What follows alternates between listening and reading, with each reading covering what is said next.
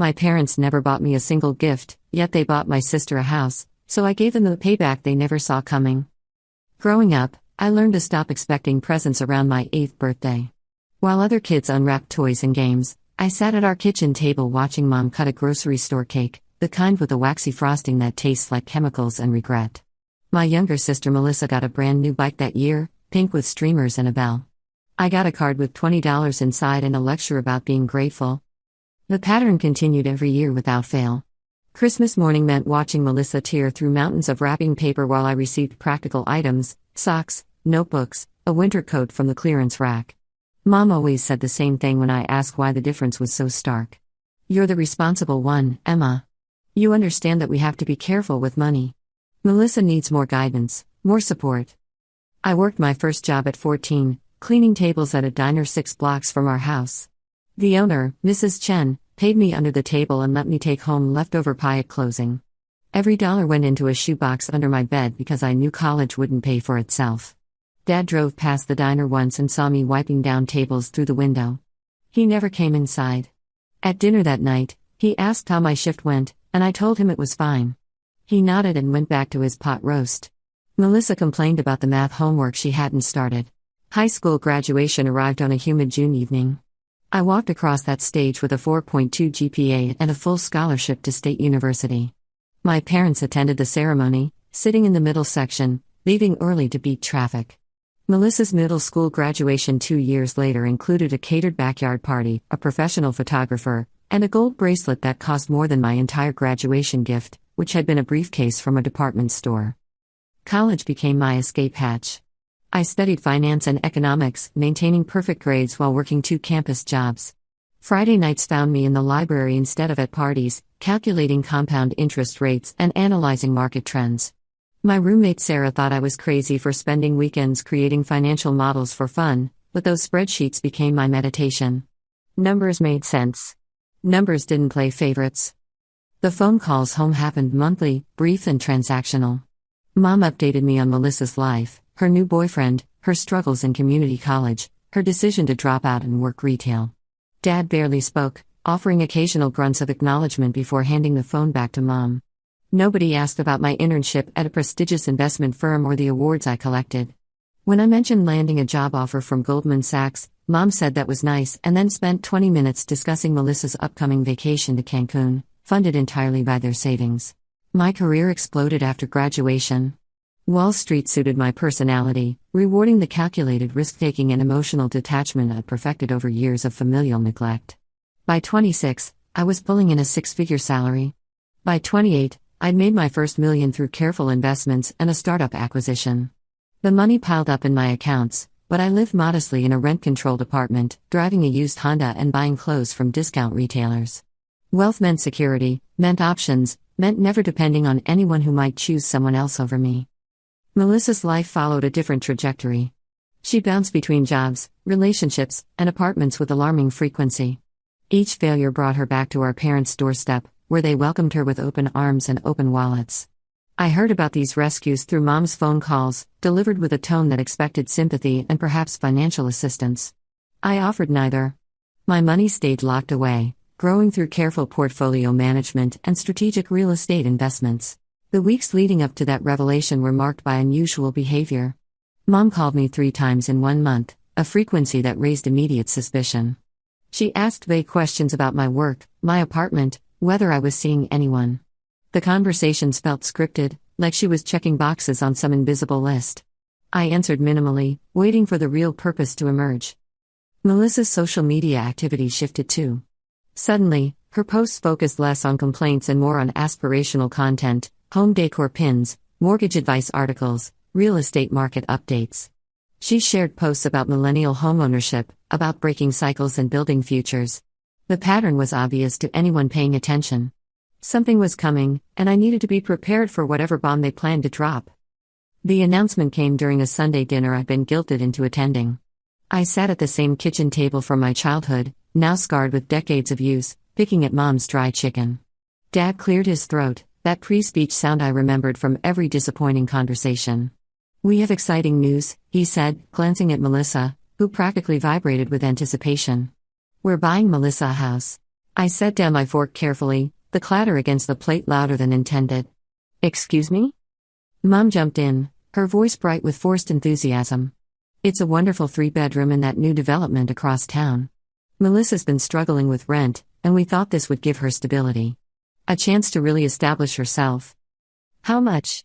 The question came out flat, emotionless. Dad shifted uncomfortably. "280,000. We're using most of our retirement savings, but we can rebuild that. Melissa's happiness is worth it." The irony tasted bitter. I'd paid for my own college textbooks, my own food, my own everything since I was 14 years old. I'd eaten ramen for months to save money, walked miles to avoid bus fare, wore shoes until they fell apart. And my sister, who'd never held a job longer than 8 months, was getting a house. "That's generous," I said, reaching for my water glass. "Really generous." Melissa beamed, launching into details about the house, the neighborhood, the renovations she wanted to make. I nodded at appropriate moments, my face a mask of polite interest while my mind calculated revenge scenarios with the same focus I applied to financial derivatives. The dinner ended with hugs I didn't return and promises to visit Melissa's new home. I drove back to the city that night with my hands tight on the steering wheel, decades of resentment crystallizing into something sharp and purposeful. They'd made their choice, repeatedly, consistently, for my entire life. Now I'd make mine. The highway stretched before me, headlights cutting through darkness that matched my mood perfectly. Rain started halfway through the drive, fat drops splattering against the windshield in rhythm with my racing thoughts. $280,000. The number circled my brain like a vulture. I'd paid for my entire college education, every textbook and meal plan and dorm fee, on my own. That had cost roughly $90,000 over 4 years. They could have helped me. They'd had the money sitting there, accumulating interest, waiting for the moment they decided to drain it for their favorite child. My phone buzzed repeatedly in the cup holder. Melissa, no doubt, sending photos of her new house or texting about furniture shopping. I let it buzz. Each vibration was another tally mark in the mental ledger I'd been keeping since childhood, another piece of evidence that my instincts had always been correct. This wasn't about being responsible versus needing help.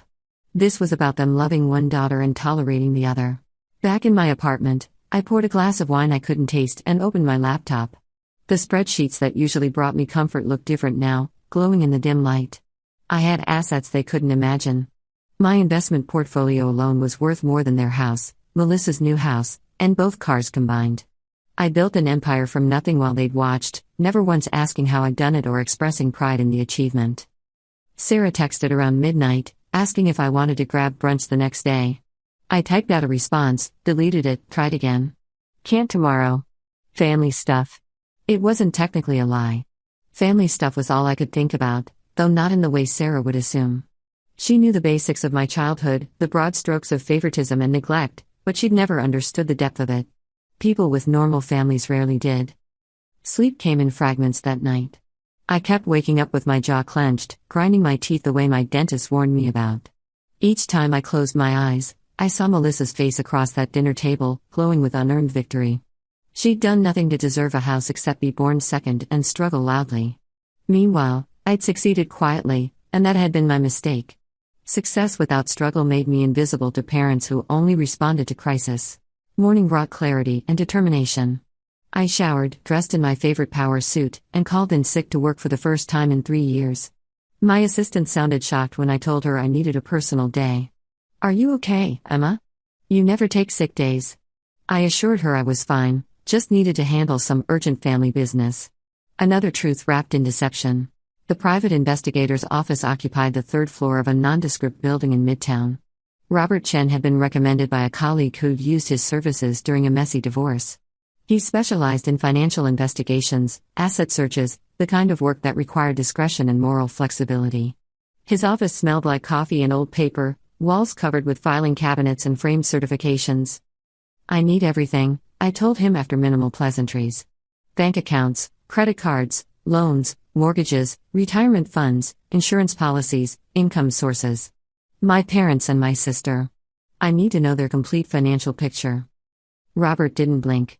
"This is family? Does that matter?" "Only for my notes."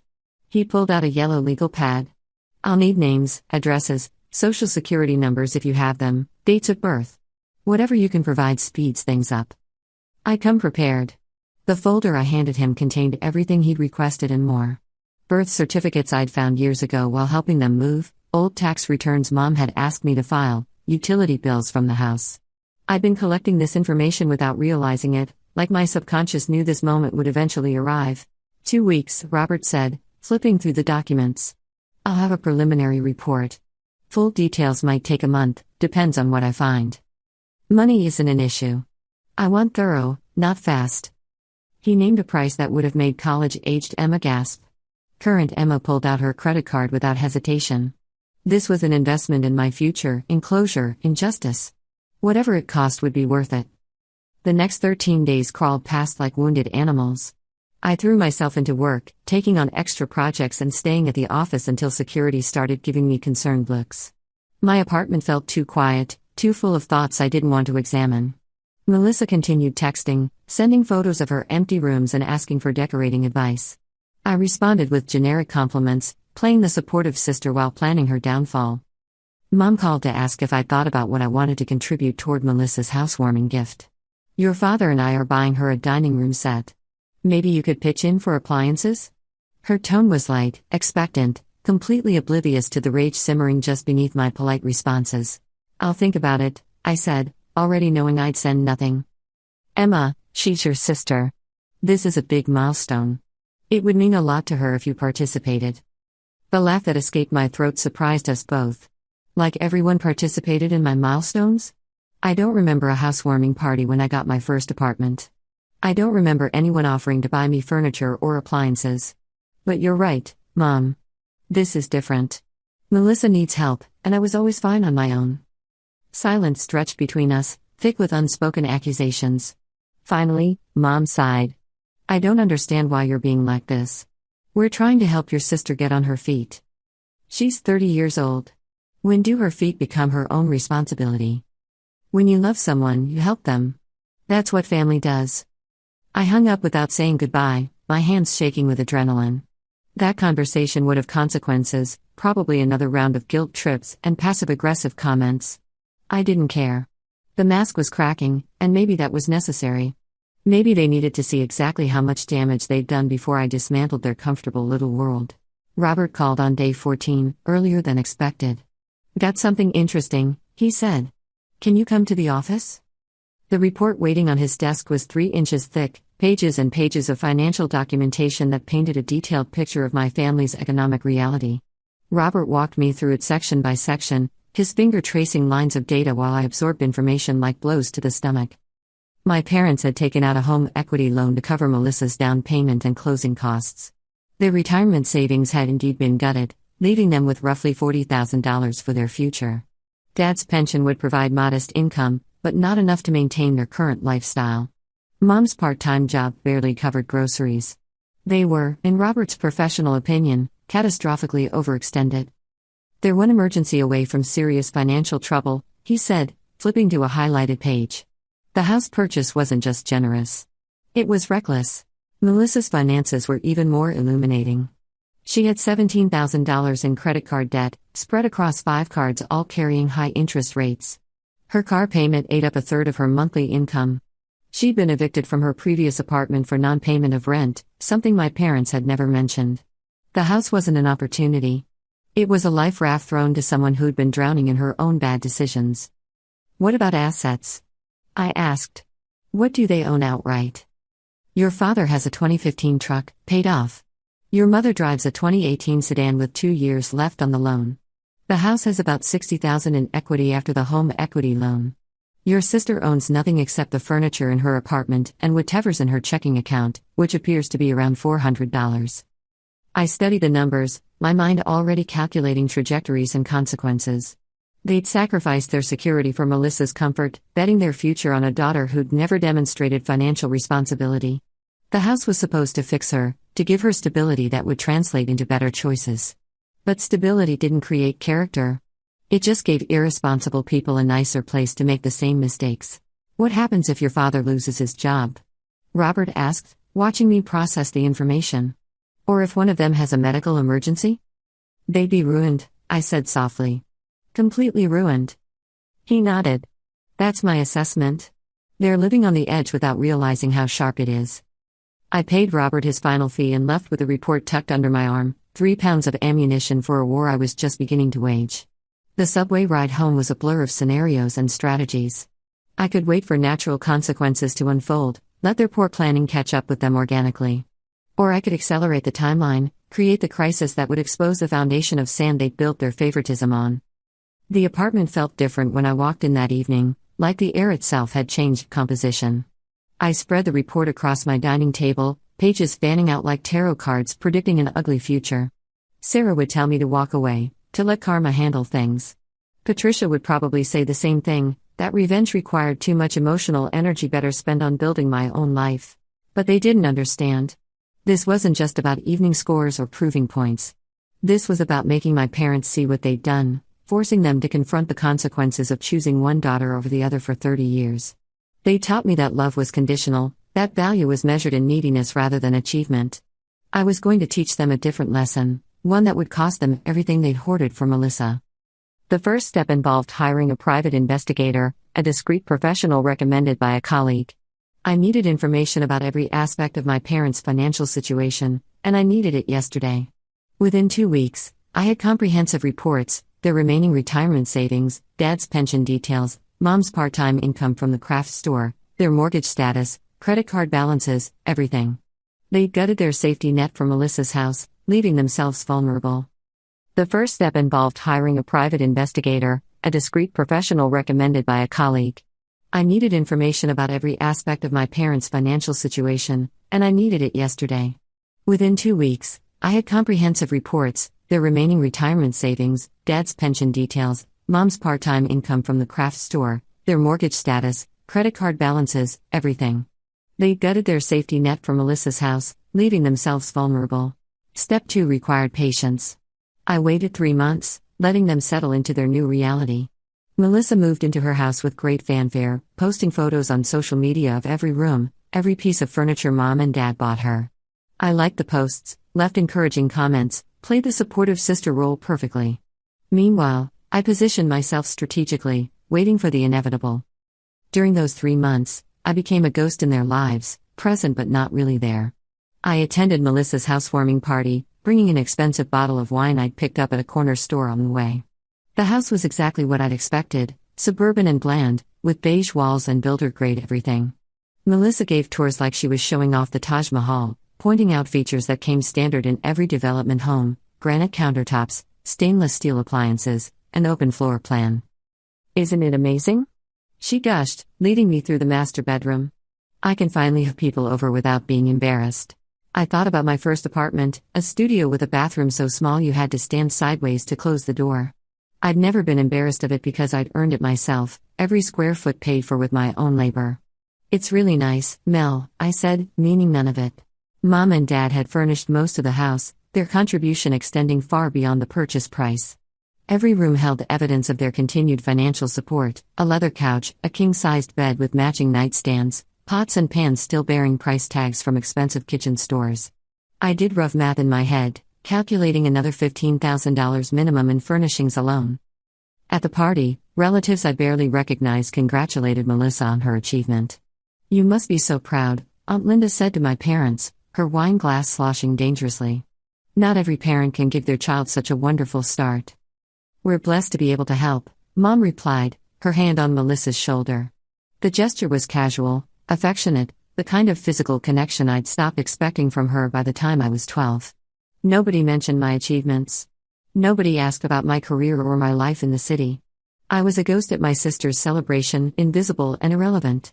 I left early, claiming work obligations that weren't entirely fictional. The drive back to the city felt longer than usual, traffic crawling through construction zones while my thoughts raced ahead. 3 months of playing nice had been enough.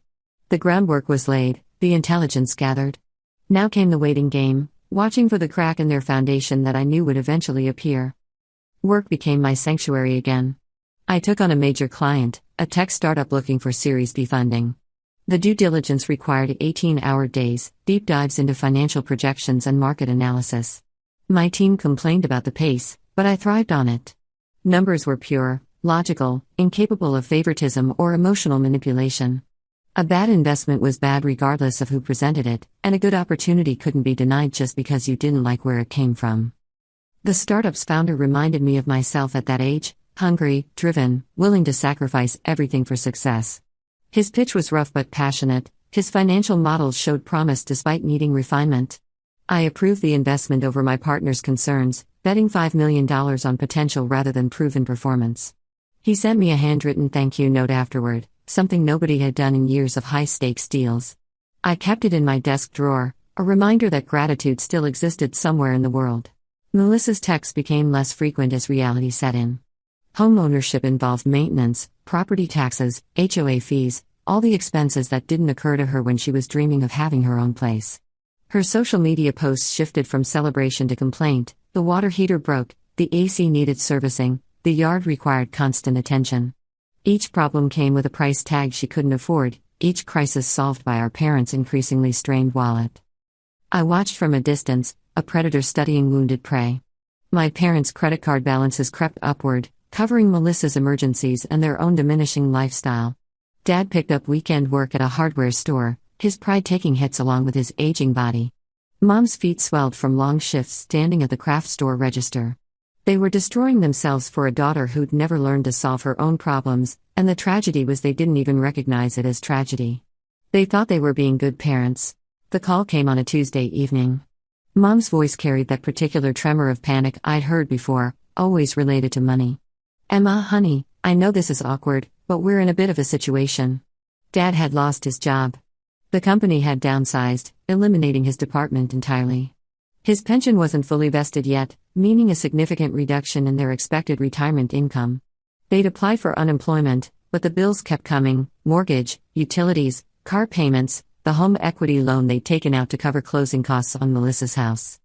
"That sounds really tough," I said, examining my manicure. "What are you going to do?" "Well, we were hoping." Mom trailed off, the implication hanging heavy. "We know you're doing well in New York. We thought maybe you could help us out, just until your father finds something new." I let the silence stretch, counting to 10 before responding. "I don't think so." "What?" Mom's confusion was genuine. In her mind, I was still the responsible one, the daughter who understood obligation and family duty. I said no. "You made choices about how to allocate your resources. Those choices didn't include building any kind of relationship with me or supporting my education or celebrating any of my achievements. Why would I fix problems created by decisions I wasn't consulted about?"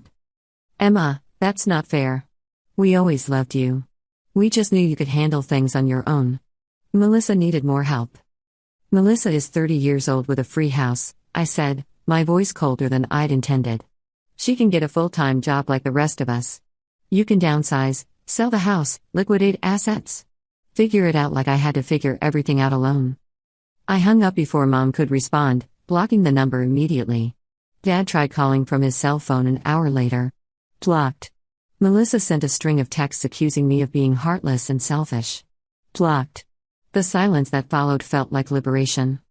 The texts from Melissa devolved from accusatory to desperate over the next few days. She tried reaching out from friends' phones, leaving voicemails that started angry and ended pleading. "You have so much money, Emma. You could help them and not even feel it. Why are you being like this? They're our parents. Don't you care at all?" Each message was a window into her worldview, one where my money existed to solve her family's problems. The entitlement was staggering. She'd never asked about how I'd earned that money, never wondered about the sacrifices and risks involved in building wealth.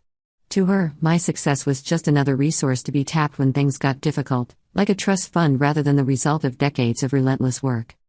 Sarah finally cornered me at our weekly coffee date, her usual patient demeanor edged with concern.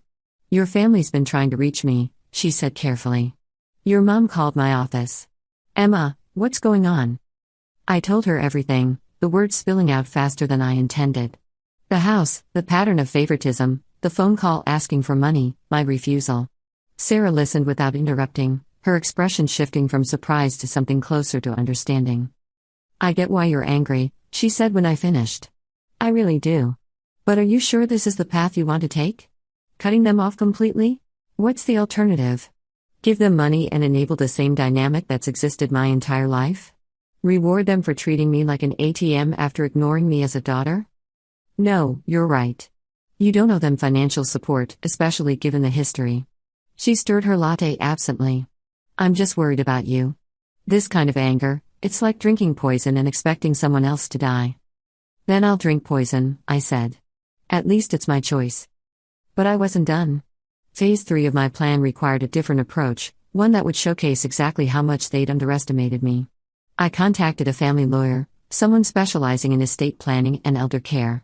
The consultation lasted 2 hours, during which I outlined my family history and my objectives. The lawyer, a sharp woman named Patricia Reynolds, listened without judgment, taking notes and nodding at key points. What you're describing is perfectly legal, she said finally. Ethically complex, maybe, but legal. You're under no obligation to provide financial support to your parents, especially given the circumstances you've described. If you want to establish boundaries that protect your assets, we can absolutely do that. I hired her on the spot, paying the retainer with the same casual ease my parents had displayed when buying Melissa's house. Patricia drafted documents that created an impenetrable barrier between my wealth and my family's grasping hands. Trusts, LLCs, asset protection strategies that would make it nearly impossible for anyone to claim I had a responsibility to share my success. 6 months passed.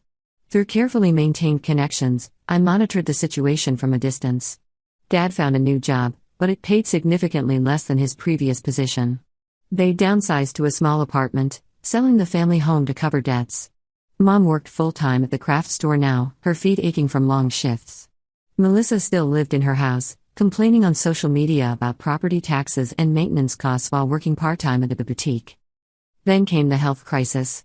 Dad suffered a heart attack, not massive but serious enough to require surgery and ongoing care.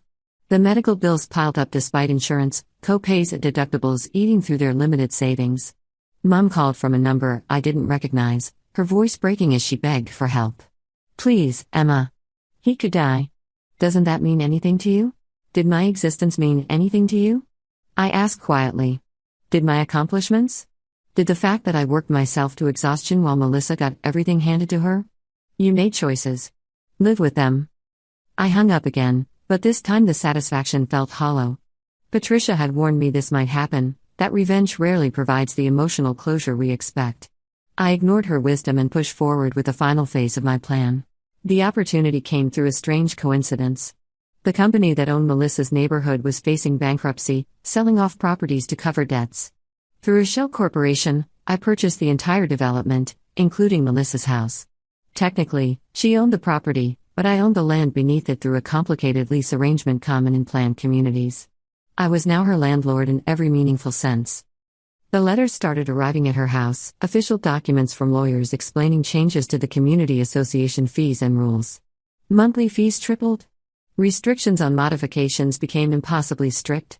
Every paint color had to be approved, every garden change required permits, every guest parking situation incurred fines. I made living in that house a bureaucratic nightmare, death by 1,000 paper cuts. Melissa lasted 4 months before listing the house for sale. The market had shifted, and properties in the development weren't moving due to the new restrictions and fees. She couldn't sell without taking a massive loss, couldn't afford to stay with the increased costs. Mom called again, this time screaming about my cruelty, about how she knew I was behind everything. You're destroying your sister's life over childhood grievances. What kind of monster does that? The kind you created, I replied calmly. The kind who learned that love is conditional and family is transactional. You taught me well. The legal action came next, predictably. Melissa sued me, claiming harassment and intentional infliction of emotional distress. The case went nowhere. Everything I'd done operated within legal boundaries, and Patricia's team dismantled their arguments with clinical precision. The lawsuit cost Melissa her remaining savings in legal fees, forcing her to finally sell the house at a loss. I bought it. Through another shell corporation, I purchased Melissa's house for 60% of what my parents had paid, waited 3 months, and flipped it for a $100,000 profit. The money went into a charitable foundation I'd established, one that provided scholarships for first-generation college students from low-income families. Kids like I'd been, overlooked and underestimated, would get the support I'd never received. My parents ended up in a 1-bedroom apartment in a less desirable part of town. Dad's health continued to decline, requiring medications they struggled to afford. Mom aged rapidly, stress etching lines deeper into her face. Melissa moved back in with them temporarily, then permanently, unable to rebuild after the house disaster. The three of them lived in tight quarters, their relationship strained by proximity and resentment. I watched it all unfold through careful observation, never intervening, never relenting. Friends told me I should let it go, that holding grudges only poisoned my own life. Sarah, my old roommate and now closest friend, confronted me over dinner one night. "You've proven your point, Em. You've shown them what they missed, what they lost.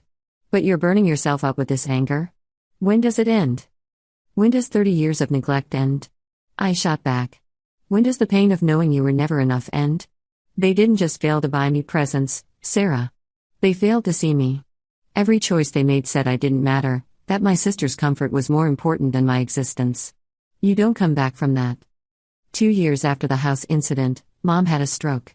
Mild, but enough to leave her right side weak, requiring physical therapy and assistance with daily tasks. The hospital social worker called me, somehow tracking down my number despite my efforts at distance. They needed information about long-term care options and financial resources. I provided contact information for Dad and Melissa, nothing more. Let them figure it out together, the way I'd figured out everything alone. But something shifted after that call. I found myself driving past their apartment building at odd hours, parking down the street where they wouldn't see my car. I watched Dad help Mom from their building to the car for doctor's appointments, his movements slow and careful. I saw Melissa carrying groceries inside, her face drawn with exhaustion. They'd aged dramatically, all three of them, worn down by consequences and survival. The rage that had fueled years of revenge began to feel less like fire and more like weight. Patricia noticed during one of our quarterly meetings to review my estate planning. "You look tired," she observed. "Different kind of tired than usual." "I don't know what I'm doing anymore," I admitted. I wanted them to understand what they'd done, to feel what I felt. But watching them struggle doesn't fix anything. It doesn't change the past. It doesn't make me feel less alone. "Revenge rarely does," Patricia said gently. "It's a substitute for healing, not the actual thing." I thought about her words for weeks, months. My success had exceeded every childhood fantasy. I had money, respect, independence, everything I dreamed about during those lonely nights working at the diner. But the victory felt empty because it was built on a foundation of pain, constructed specifically to inflict suffering on people who'd already proven their capacity for neglect. The decision came gradually, not a lightning bolt of realization but a slow acceptance. I couldn't undo the past, couldn't force my parents to have been different people. I couldn't make them love me the way I'd needed to be loved or give me the childhood I deserved. But I could choose whether to carry that bitterness forward, whether to let their failures define my entire existence. Through Patricia, I established a trust fund for their medical expenses. Anonymous, untraceable, structured to pay bills directly without them knowing the source. It wasn't forgiveness exactly, more like a ceasefire. They'd never know I was helping, never get the satisfaction of my capitulation or the opportunity to take credit for raising a successful daughter who eventually came through for them. Melissa was different. For her, I did nothing. She was an adult who'd made her own choices, who'd accepted favoritism without question and contributed to the family dynamic that had damaged me. She could build her own life without my assistance or my sabotage. Years passed. I moved up in my career, eventually starting my own investment firm specializing in ethical portfolios and sustainable ventures. The success was genuine now, untainted by revenge motivations. I dated, traveled, built friendships with people who valued me for who I was rather than what I could provide. Sarah became my chosen family, the sister relationship I'd always wanted but never had with Melissa. Sometimes I still drove past that apartment building, checking on them from a distance like a ghost haunting her own history. Dad passed away 5 years after his heart attack, his funeral small and quiet. I watched from my car as they loaded his casket into the hearse, tears streaming down my face for everything we'd never been to each other. Mom followed 3 years later, the stroke's effects compounding over time. Melissa was alone then, working a management position at a retail chain, living in a modest apartment she could actually afford. I never revealed myself as the source of their medical fund. That truth stayed locked away with Patricia, a secret that would die with us. The money I'd spent helping them was a fraction of what they'd given Melissa over the years, a cosmic rebalancing that brought me no joy but perhaps prevented additional suffering. The story ends not with reconciliation or dramatic confrontation but with absence. We remain strangers who shared DNA, people who'd orbited the same family unit but never truly connected. I'd wanted them to suffer as I had suffered, to understand through experience what neglect had cost me. They'd suffered, whether from my actions or their own choices became impossible to distinguish. But here's the truth nobody tells you about revenge: winning doesn't heal the wound. I'd proven my worth, demonstrated my capabilities, shown them exactly what they'd missed by overlooking me. Yet that validation from the universe couldn't replace the validation I'd needed from them as a child. Success couldn't rewrite history or restore birthdays without presents or graduations without pride. I'd given them the payback they never saw coming, calculated and comprehensive. I'd matched their decades of neglect with strategic withdrawal, their financial favoritism with financial manipulation. The scales were balanced, the accounts settled. And I was still alone, still that 14-year-old girl wiping down diner tables and wondering why she wasn't enough. Maybe that's the real payback, the one I never saw coming, realizing that revenge is just another form of remaining tangled up with people who couldn't love you properly. Freedom would have been walking away completely, building my life without their shadow. Instead, I choreographed an elaborate dance of retribution that kept me connected to my pain, to them, to everything I'd wanted to escape. I tell myself the scholarship fund matters, that helping kids like I've been gives meaning to the whole mess. 80 students have graduated college debt-free because of money that originated from my family's dysfunction. That has to count for something. That has to mean this story isn't just about hurt people hurting people in increasingly sophisticated ways. But late at night, when I'm alone in my beautiful apartment with its view of the city and its evidence of success, I wonder who I might have been if I'd chosen differently. If I had taken the high road, cut ties completely, focused on building rather than destroying. If I'd let them fade into irrelevance instead of centering them in my narrative of triumph and payback. You never really win these battles. You just survive them and hope the scars eventually tell a story you can live with. Mine spell out a tale of neglect answered with calculation, of childhood pain transformed into adult strategy, of love withheld and then weaponized in its absence. My parents never bought me a single gift, and I bought their suffering with the fortune I'd built alone. That's the payback neither of us saw coming. We all lost.